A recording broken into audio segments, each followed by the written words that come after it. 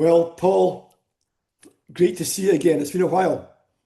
Yeah, too long, too long. Too I'm long. glad you reached out and we could connect because you're one of my favorite people, man. You do such great work out in your community and out in the world, and in my opinion, you're one of the best personal development counselors out there. Definitely in Scotland. Well, I'm blushing. And thank you so much for your kind words. But today this is more about you. So you're Paul J. Leslie, and now correct if I'm wrong, you're a psychologist. In fact, you lecture in psychology. I know you're an Ericksonian hypnotherapist. And just as importantly, you're a lifelong martial artist. Would that be Yep. correct? All true, all true. Yeah, psychology instructor, professor, psychotherapist. I specialize in strategic solution-oriented therapies, and that's kind of what I'm known for. I've written several books on those kind of things, but and I love that. But yeah, one of my passions has been since I was a young person has been martial arts. I got into it as a lot of people did my age did in the early '80s, and you and I are close in age, so we remember the great early Chuck Norris movies. He just passed away. Yeah. Rest in peace. A Yeah. wonderful guy, great fighter. But those early, almost B movies he made that were a lot of fun and good, and Bruce Lee, and Yeah. then the ninja boom happened in the early '80s. That captivated me and got me very interested in martial arts, and I studied a lot of Japanese martial arts. I actually studied in Japan, went several times to Japan to study, and Wow. was never really that great at it, but I enjoyed it. And then in the United States, I studied a lot of things. I'm one of those people where I didn't get a lot of rank. I was after I got a little older, I was more interested in learning than I was in ranking. So I studied like Brazilian Jiu-Jitsu and Muay Thai and all. I didn't get rank or anything like that. Kali Huh. with the Filipino martial arts and those kind of things. And I got some rank in some and not, but it was really just about for me to for enjoyment, but also to feel healthier, to feel better about myself. And I think what draws a lot of people, particularly young men, to martial arts, other than the mystique, is just a lot of times we feel insecure and we feel afraid, and it Mm. gives us the confidence to kind of grow and find kind of who we are. When we can learn to deal with fear a little bit, it opens us up to maybe other areas of life that we're not maybe would not be as opened to. It's never about being the best martial artist. It's about being the best martial artist you can be. Because Mm. as you know, you do boxing, even today, and um, I'll tell you, I was never that great, but I could do what I needed to do. But as I age, I start to see how that jab doesn't retract quite as sharp as it did, but it doesn't matter because it's about me expressing myself, staying healthy, and kind of a life path rather than just a hobby. So, Mm. but yeah, I've reaped enormous rewards. I've definitely been humbled more times than I could count due to martial arts and boxing and those kind of things. So yeah, it's been a big part of my life. It certainly has. I never realized you did Kali. Yeah, I did Kali and under a guy named Paul Vunak. And I I was know trained. Paul. I know Paul Vita.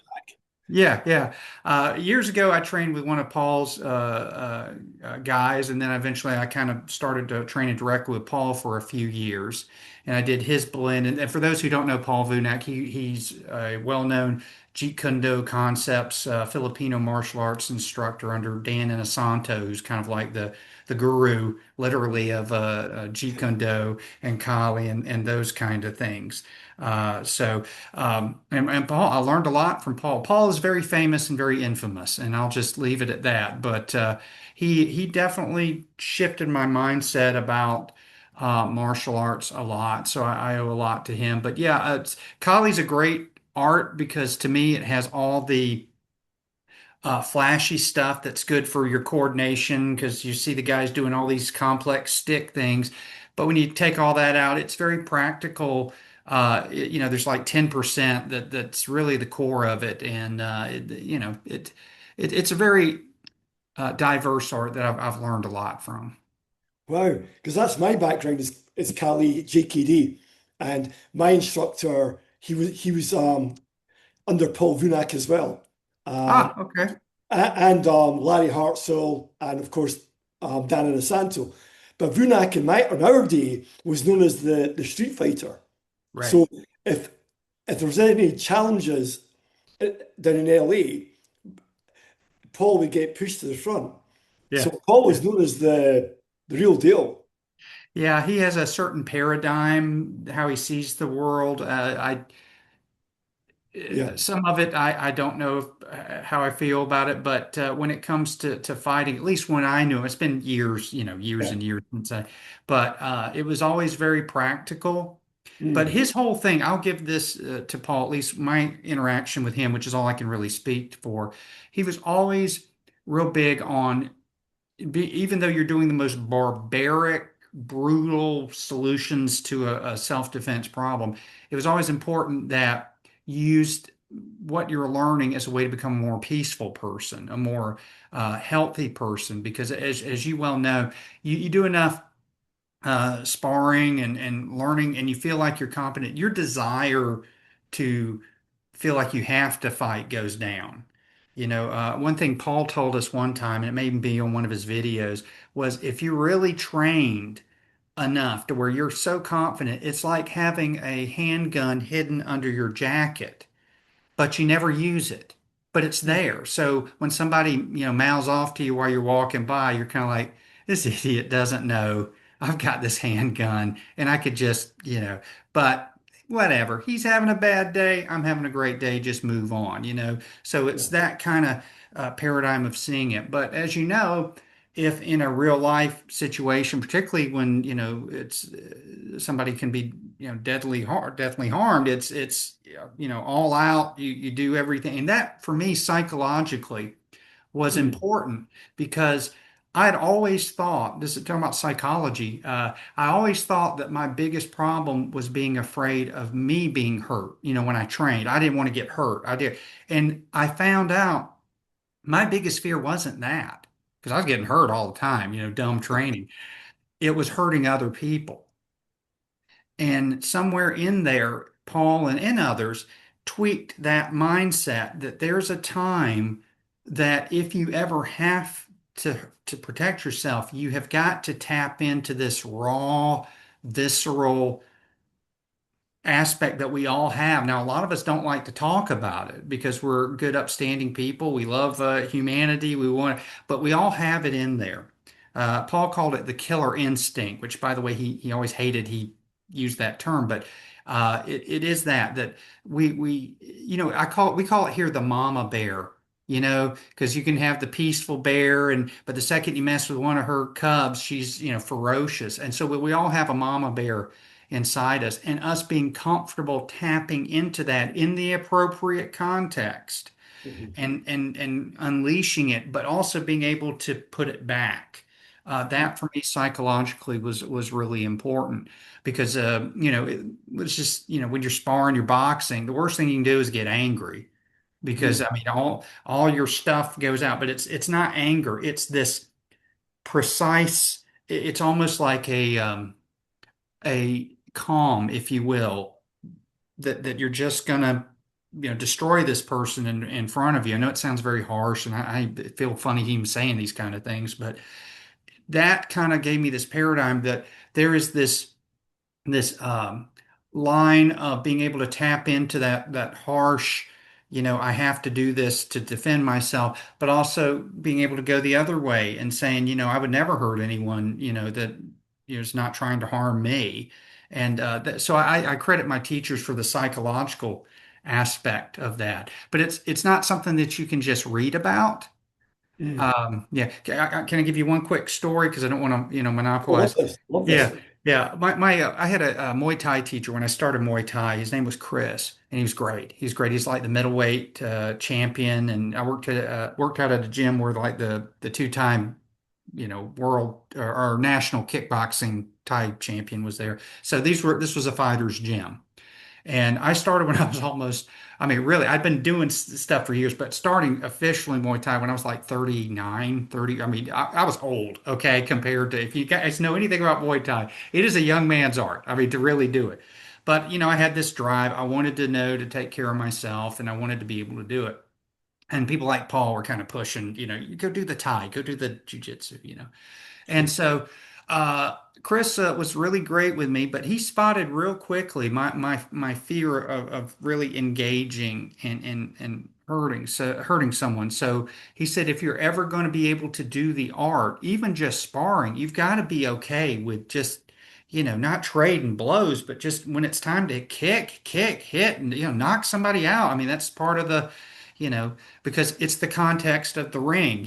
We're not talking about I'm down at the sandwich shop and I just randomly start pounding some grandma, who cut in line in front of me. So Chris, what he did is he totally wore me out, which is not hard to do, particularly with Thai boxing. It's one of the most intense cardiovascular training out there. I could barely stand.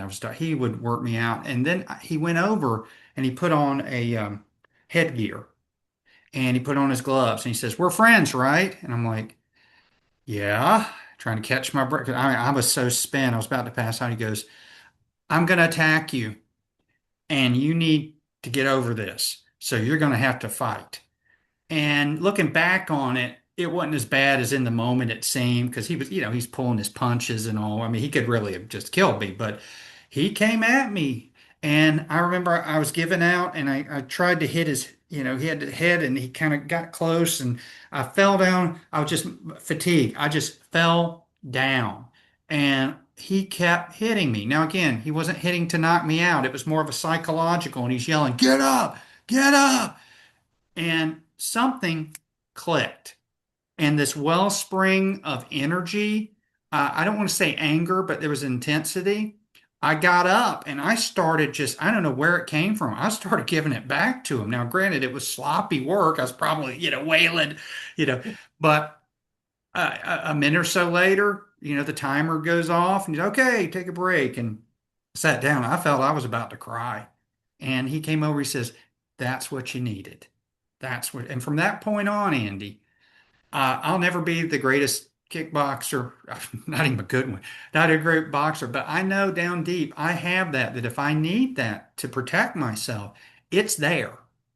Mm. And it was a wonderful lesson. To this day, I am so grateful to Chris for pushing me to that level. And again, we, we had gloves on. I had mouth guard. It wasn't like he was, brutalizing me. It's just that level of just pushing me slightly over the edge to make me, okay, I had no choice in my mind. Mm. That's not a strategy I'd recommend for everybody. Everybody learns in a different way. So if you're watching this and you're a trainer, don't go out and, the first class start wailing on people. But I just want to share that story because for me, that's what helped me learn to tap into that.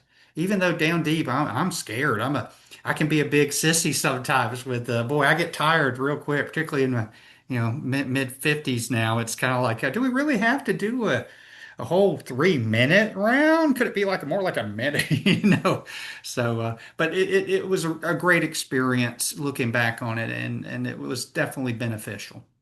Oh, I mean, I, this is great to hear. I mean, my story is a bit different. That I got into martial arts because I was scared. I got badly beaten up when I was 17, and I remember training, and then I got attacked. My biggest nightmare. I got attacked twice, and both times it was this instinct, just switched, and I never. It was my reaction. So all that training. When it came to, I didn't have time. The guy hit me, and I realised first of all when the punch was coming towards me, it was like slow motion. Because especially in boxing, you're used to like, and then it's like, "Whoa," you're like, oh. Right. And then when I got hit, I thought that's nothing. And all those years of me making this massive mountain about getting attacked, and it was over in seconds. And I thought, right. And as I say, I'm a lover, not a fighter. But that's one thing I've used in my, you could say, hypnosis or NLP career is using the martial arts mindset that you just don't go to a seminar and learn a Thai kick and an elbow and go, okay, off you go. You train Right. it, you train it, you train it. And my big thing about training in the world of NLP and hypnosis, we should be doing that more, not just do a practitioner course and off you go. You should be training every week and learning the fundamental skills. And that's where I see a lot of crossover in martial arts and change work. That's Mhm. my little rant there. Yeah, absolutely. When even though my background's primarily in psychotherapy, strategic therapy, and all that kind of stuff, I also studied neurolinguistic programming many years ago. And I was very fortunate in my training. The gentleman who's no longer with us, a wonderful man named Wesley Anderson, who was just a master at language and hypnosis and all this stuff. But he would have clients of his who would come in, and after we learned it, then we would have to work on the client in front of him. And everyone had that because he didn't do big trainings like you see in all these things. It was just a handful of people. So it's a little nerve-wracking, he's watching, but it's like you say, it's one thing that you have a little seminar and then you're gone. But in the seminar, at least we're training, and we weren't just training people who were paid their money, so they're really primed to do. We'd have real people come in who, wanted to lose weight or quit smoking or had anxiety or whatever. And I think your analogy is true because it's always about sharpening the saw. Mm, And you can't sharpen the saw if you don't have the blade out and use it. So you can have the sharpest saw, but then also if it's never used to cut down a tree, it's no good. So mm, it has to be this constant training of our mind and with martial arts, our mind and our bodies that makes us better. And it's also training in different ways.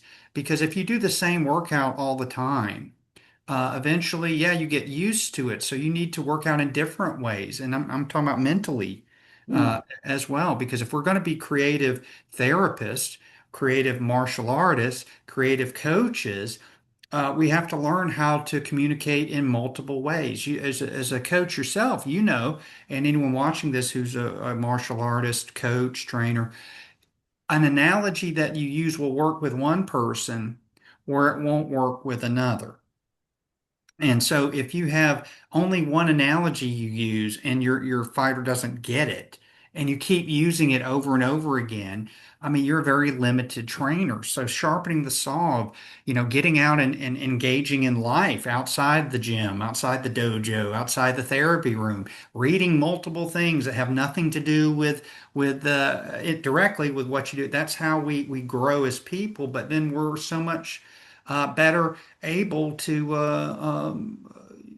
kind of communicate and teach people. For example, if I use a reference from Ulysses by Joyce with one of my clients, they may get it. Another client will have no idea that there's even a book called Ulysses by James Joyce. So I have to say, okay, well, what about something on television? So I think it's just important that you don't just, you know, I'm a big believer in cross training.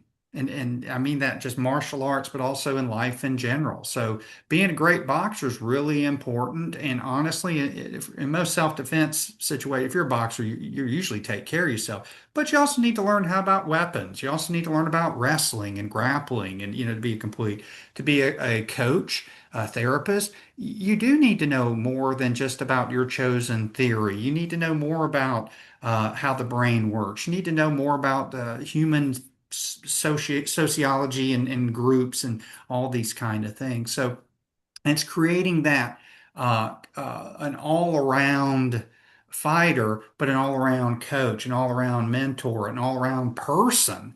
mm. That I think having that quest for learning. I brought up Dan Inosanto a long time ago. Dan's almost 90 years old.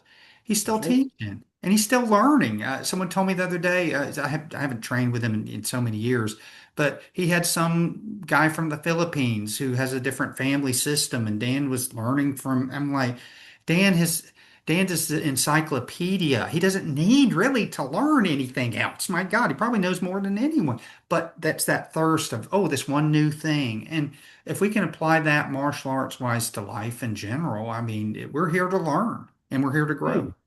I mean, Inosanto has been one of my biggest influences. Even, I mean, this is what I mean about the fighter's mind.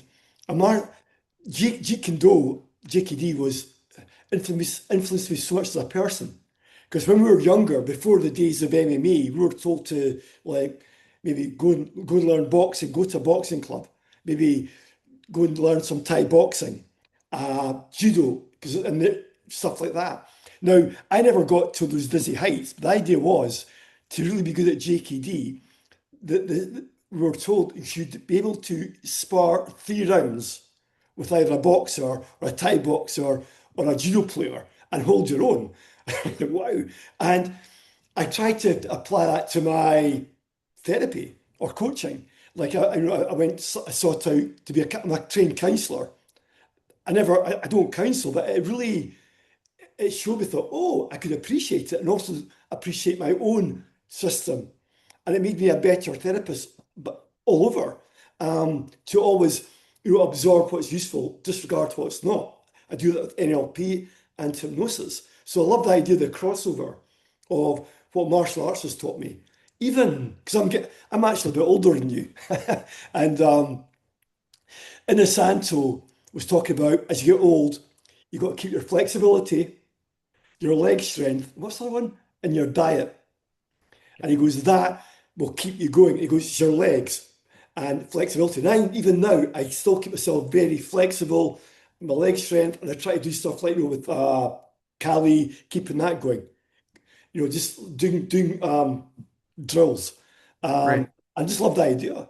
And before I put it back to you, every top martial artist I've met in my life, and I've been blessed to not train with, but be in the company of world class, maybe three at least. They're the most humble people I've ever met. I mean, so humble. And you think those guys are bona fide killers, especially when they were in their younger days. But they walk in and they've got this presence, but there's nothing to see here. You never hear them say, do you know who I am? This got this, and I've also, that's really helped me go about my life. Mhm. And I found that even in my world of therapy, the top people are normally the most humble because they've got nothing to prove. And I always find martial arts is a great humbler anyway. You'll soon, Mhm. if you get pressure tested, it's very humbling. Yeah, I totally will agree with that. And like you say, they have nothing to prove. But Mm, see, none of us have anything to prove. And mm, we get in these mind games that we've got to prove something, we've got to win something, we've got to feel good about ourselves. And certainly training can be a way for us to become more comfortable with ourselves. But if we were to approach any kind of training with, I don't have anything to prove, I just want to be better. Something, this our skills jump up so high. I remember years ago I was watching on this TV program. I don't watch TV much anymore, but it was something like The Ultimate Fighter, which was a reality show with all these kind of fighters. And one, I indirectly had a friend who was a friend who was on the show, but I didn't know him directly, so I was just curious. Bad reality TV. But having said that, there was a couple of guys on the show. The whole premise was somebody was going to go and train and fight all these guys, and eventually there would be one ultimate fighter who could then go on to the UFC and fight. Well, what I found is a couple, if not half of them, now that I think about it, it wasn't about them getting better. It was they wanted to prove to themselves or other people that they were tough enough, that they were man enough. And the second I saw that, it's like they're not going to make it. And it doesn't mean that they didn't have skill, but psychologically, they were so tied into, I have to make sure I look tough. I have to make sure other people approve of me as being tough. They were so, in a way, detached from why you're there. If you're going to be a professional fighter, you have to want to be a professional fighter. You have to enjoy the training. You have to be there to win, not to do psychological deep work on yourself. Now, some of that comes as a side thing, but So I was watching these young guys. I remember one guy, and he's almost in tears when he's talking to the camera. He says, "My dad, I just want to prove to my dad that I'm tough.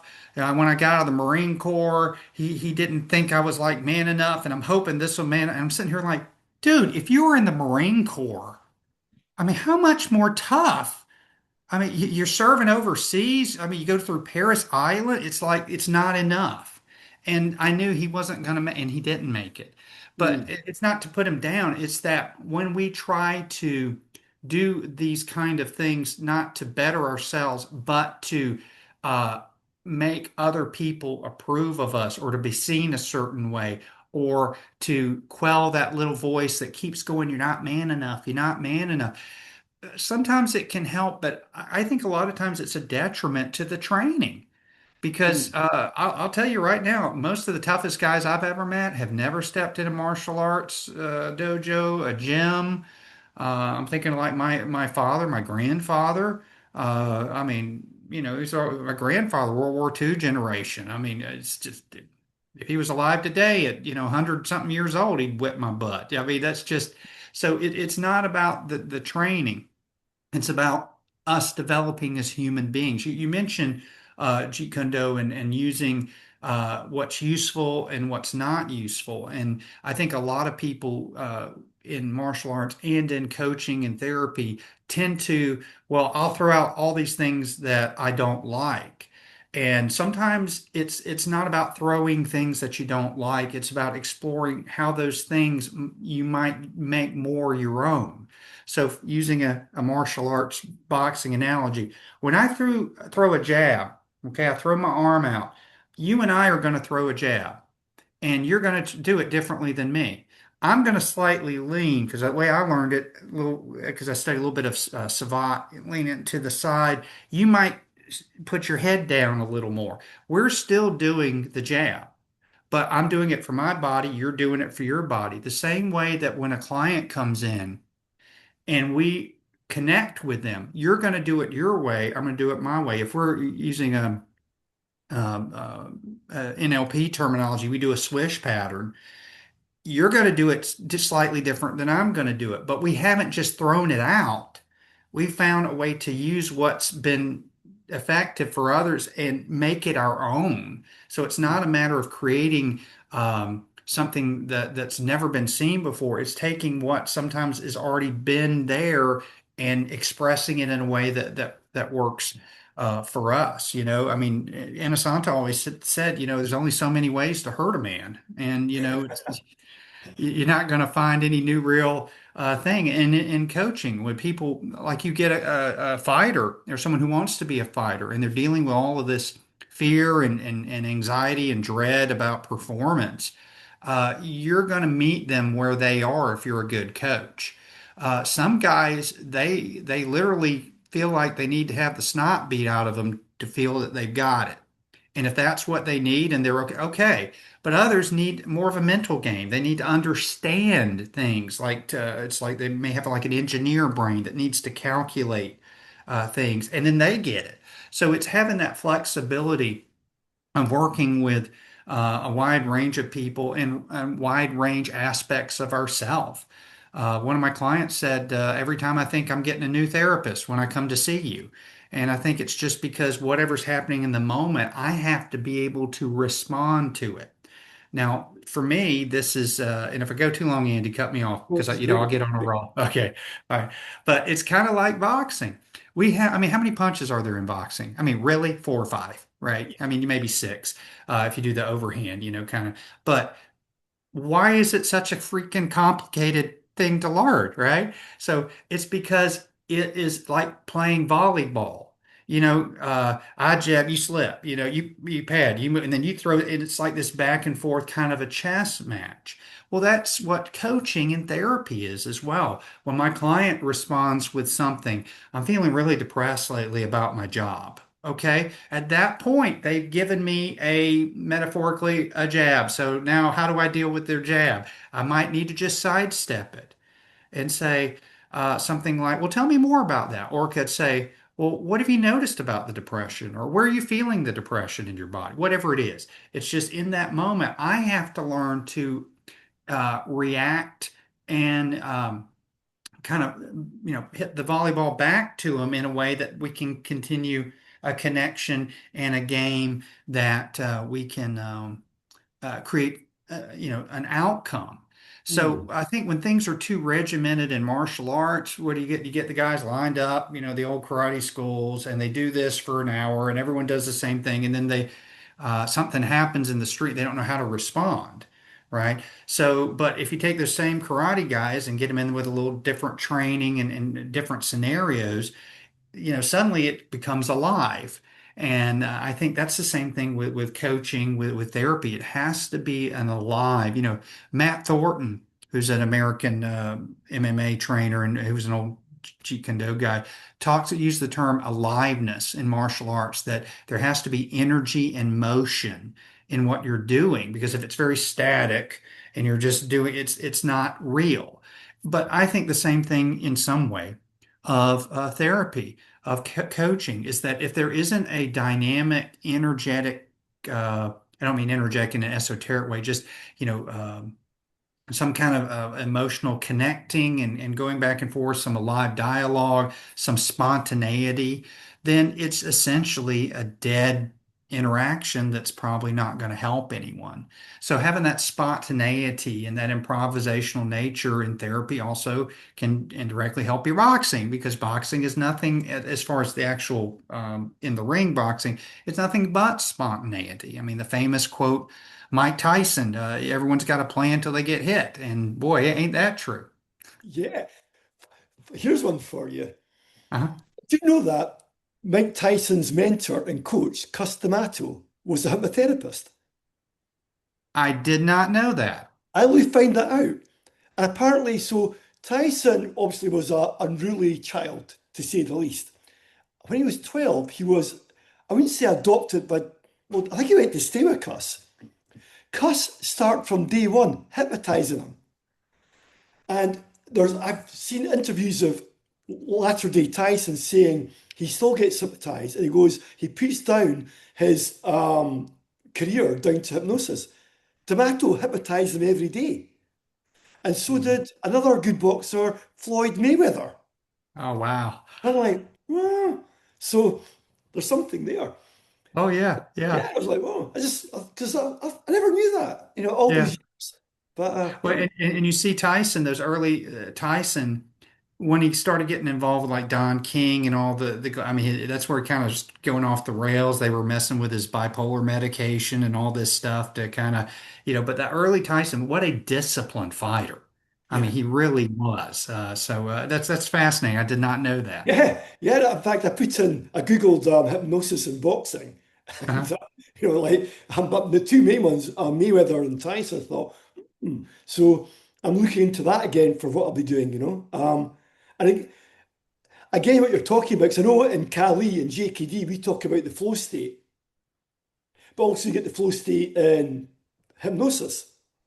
Or in more my background, new code NLP, it's all the flow state. So flow state, well, it's like, what is hypnosis? What is a flow state? And I was like, Hmm. and again, isn't it interesting that if I'm training, when I get into a flow state, if I'm hitting pads, if I'm doing a combination, so all of a sudden I'll just kind of click into this flow state and then everything slows down. And then again, I can apply that to therapy and helping people in coaching. But I can Yeah. see how they're so connected. They're one. Yeah. You just said something that jogged my memory. Kali, which again, if people aren't familiar with, is a name, one of the names for Filipino martial arts. When I was training with Paul Vunak, his big thing in Kali is keeping it as simple as possible. He said all the complex drills, it's really good for coordination. He said, but all you really need to do is when you got a blade, they have a blade, they're cutting it, you just move out of the way and cut their hand, which we call defanging the snake, the metaphor. And so, we're trying to do this in training. And he said something that now, looking back on it, I get a little better. He said, what I want you to do is I want you to just concentrate on your peripheral vision. Just stand there, breathe, and just move around. And then the guy's your training partner's just going to feed you. And just don't look at it, just peripheral. And it's like every time. you know, intercepted cut. And it's like, well, now that I know as a hypnotherapist, a lot of times I have people look at their peripheral vision, maybe even look up at a 45, relax their jaw, Yeah. and they start to go into a trance state, that flow state. So he was getting us in an alive setting how to be in the flow state. And I think he also did a lot of his own sparring. You'd see the guys, he's not even looking at him sometimes. He's just in that state, which is great because it trains your brain.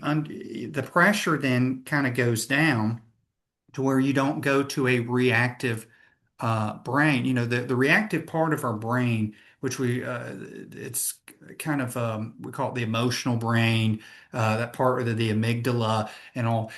If we can train with really good trainers, we can learn to kind of stay in that prefrontal cortex area of relaxation, reasoning, being calm, no matter what. But then when we get surprised, we get hurt, we get overwhelmed, we go back into that emotional brain. And one thing I learned when I was working with some of the professional fighters, these guys have whole ideas about neurobiology that they've never studied in the lab. They just intuitively kind of learned. Here's one I learned is that you have a fighter and he's doing okay, but then he gets hurt. And toward the end of the round, he's starting to drop his hands. I mean, you've seen this. When they start dropping, he starts widening, and so he's getting his brain is caught in fear mode, and so he's giving out, he's gassing out, and also the bell rings. They bring the fighter into the corner, and then they ask him two or three questions, and it's a question like, "Hey, champ, what's your daughter's middle name? Hey, champ, what's 6 times 6? Hey, what was your fifth grade teacher's name?" And I figured out what they're doing. And they might not term it this way. They may try just to get them focused, but they're taking the attention out of the emotional reactive brain back into the executive part of the brain because you can't do math being emotional. You can't remember things.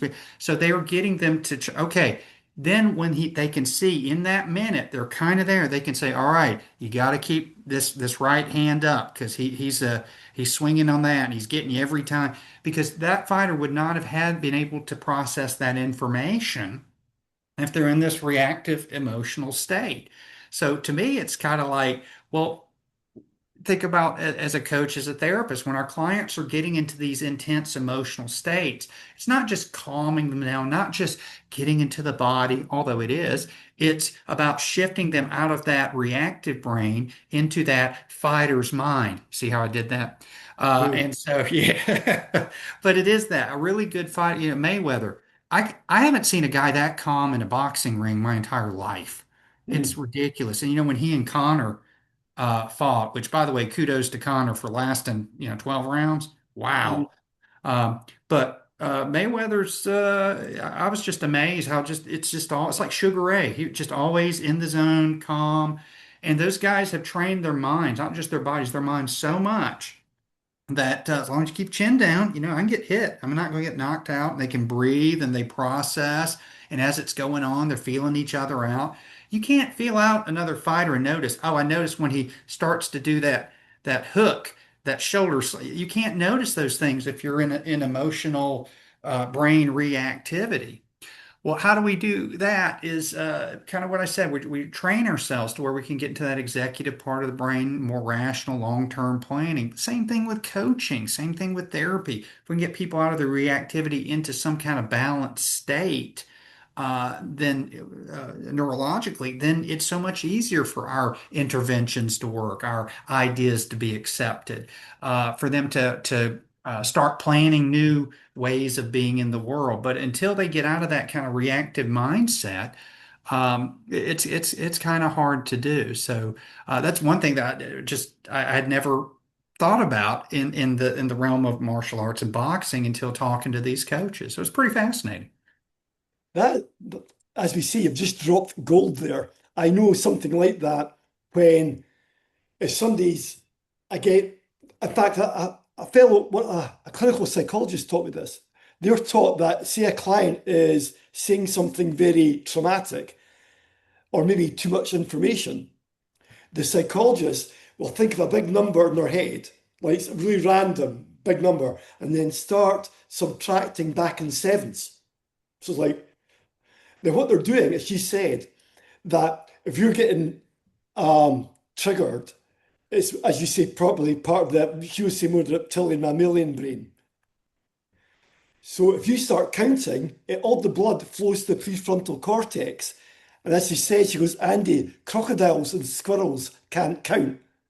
So it's bringing you right there by doing those like very simple arithmetic exercises. And I do that with fighter's mind. So again, if somebody's in a corner, so right, think a number, start counting back. So and when you see the eyes going up, right away, you know that it's going back to executive function part. So yeah, Mhm. it's fascinating. Well, that's I think goes back to kind of what we're saying earlier that the fighter's mind, it's that term killer instinct. It's not losing control. It's being able to unleash in a short period of time, pull back and be calm. Yeah, And but just daily life. Somebody who has social phobia, for them, the fight is going into an office and dropping something off and speaking to someone, speaking to the manager. I mean, they'd rather get in a ring and fight somebody than do that. You might remember the film The King's Speech with Colin Firth, which is a wonderful, wonderful movie. He is so brilliant, and the whole cast is amazing.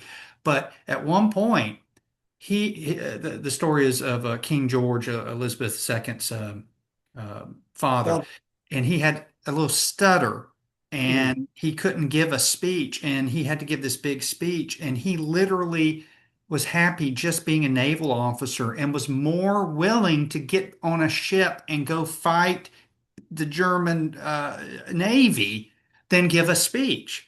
So, fear comes in different ways. And when we try to judge one person's fear, I mean, I don't want to give a name, but there's a very well known in my region MMA fighter that I talked to because he was terrified to ask a girl for a date.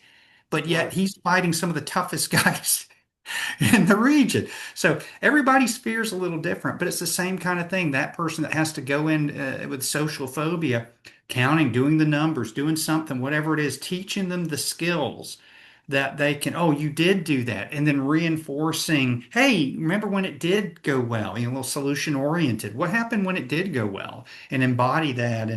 And also, having as you're sharing, a fighter's mind is not just about Mm, a fighter in the ring because life unfortunately gives us all kind of opportunities to mm, enter the ring metaphorically, and so mm. I think these kind of skills that you and your organization do can help so many people rather than just martial artists and boxers.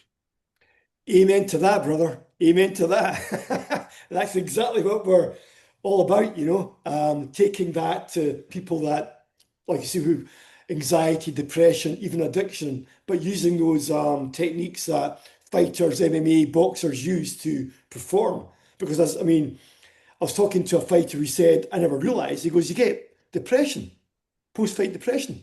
Or once your career's over, or if you've had a bad defeat and you've been in a 3 month camp and then you get knocked out in the first round, it's like you go into depression or the nerves before a fight. You know, he says guys get beat in the dressing room. They're beaten in the dressing room before you even go out. Because again, how they've imagined the fight to go. So Mhm. it's fascinating. So, Yeah. Yeah, so much there. Yeah, oh, and great. people beating themselves. That's the thing. And you're right, the after the fight depression and the guys who win the fights, but Mm, yet it doesn't give them what they think it's gonna give them. They don't, kind of going back to what we're saying, if you're trying to prove to somebody you're man enough and you won the fight and nothing's really changed other than you won a fight. And that can, it's like a friend of mine in high school. He went to he worked hard to get on the football team, American football. yeah, And literally the first play, he broke his leg, some wow. weird accident. So he had to sit out the entire season watching everyone else go play. And it was the championship season that they actually went, all the way. and looking back on it, I wish I'd been a better friend. You don't recognize it when you're, 16, 17 years old, but it's like he was really depressed because he had lost essentially. No fault of his own. Somebody just fell. It was a weird thing, but all that hard work. And so now his fighter's mind needed to work on not fighting, not being on the gridiron out there doing it. So yeah, it's like I said, everyone's struggles a little different. Yeah, and it's good to have the tools. Well, look, I'd love to get you back on again, Paul, because this has been fantastic. All your because I knew it would be because yeah, as I say, you've got a foot in each camp, and Yeah. it's very unique, Yeah. very Well, unique. thank you. And no, thank you. No, I think you guys are doing some really important work No, thank in you. this organization you're doing, and I just hope that so many young people can really gain more from martial arts, more from boxing, kickboxing, or any athletics, really, Yeah, to make their lives better. Because down deep, that's really what it's about. I mean, you can really learn in a week if you work really hard how to defend yourself. I mean, if you really train hard for a couple of weeks, but there's more to it than that. I mean, you can carry a knife and a gun. Here in the States, you can carry a gun and you'll be safe. yeah.